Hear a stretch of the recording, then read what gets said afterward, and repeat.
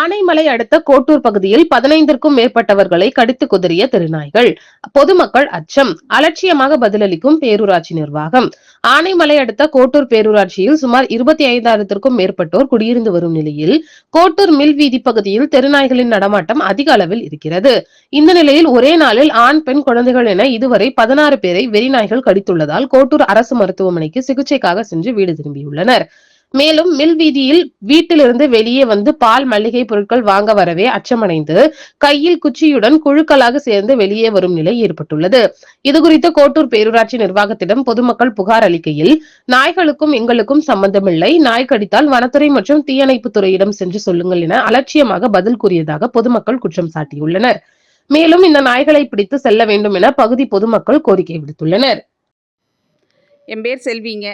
நாங்கள் இங்கே மில் வீதி, முத்துச்செட்டியார் வீதி, இந்த சந்துக்குள்ளே எல்லாம் நிறைய பேர் நேற்று பார்த்தீங்கன்னா ஒரு 10-16 பேர்த்த வெறி நாய் கடிச்சிருச்சுங்க. மசநாயின்னு சொல்கிறாங்க. எல்லா நாயும் பார்த்தா ஜல்லொலிக்கிட்டே சுற்றிட்டு இருக்குது. எந்த நாய் மசநாயி, எந்த நாய் நல்ல நாயின்னு தெரிய மாட்டேங்குதுங்க.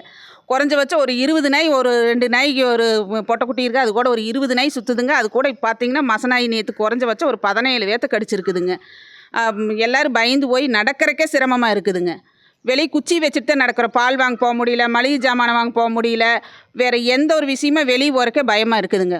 குழந்தைகளையெல்லாம் வீட்டை விட்டு வெளியே விடுறக்கே பயமாக இருக்குதுங்க. நாங்கள் எல்லாம் பஞ்சாயத்து போர்டில் எல்லாத்துக்கும் நேற்று கூப்பிட்டு வார்டு கவுன்சிலரு எல்லாத்துக்கிட்டையுமே ரிப்போர்ட் பண்ணணுங்க. எல்லாத்தையும் கூப்பிட்டு இந்த மாதிரி நாய் வந்து யாராலும் ஏதாவது ஒன்று பண்ணி பிடிங்க அப்படின்னு சொன்னோமுங்க. யாருமே இன்னும் மட்டும் ஸ்டெப்பே எடுக்கலிங்க.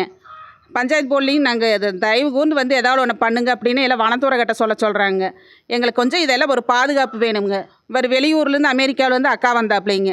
அது நேற்று கேஷுவலாக ஃபோனை பேசிட்டு வீட்டுக்கு வரலான்னு வரும்போது பிடிச்சி கடிச்சு வச்சிருச்சுங்க. இப்போ எல்லாத்துக்குமே ஒரு அச்சமாகவே நடந்துட்டுருக்குறோமுங்க. கையில் தடியெல்லாம் வெளியே நடக்கவே முடிய மாட்டேங்குதுங்க. இது கொஞ்சம் தயவு கூர்ந்து இது எல்லோரும் ஒரு ஆக்ஷன் எடுக்கிறதுக்கு சொல்லுங்கள்.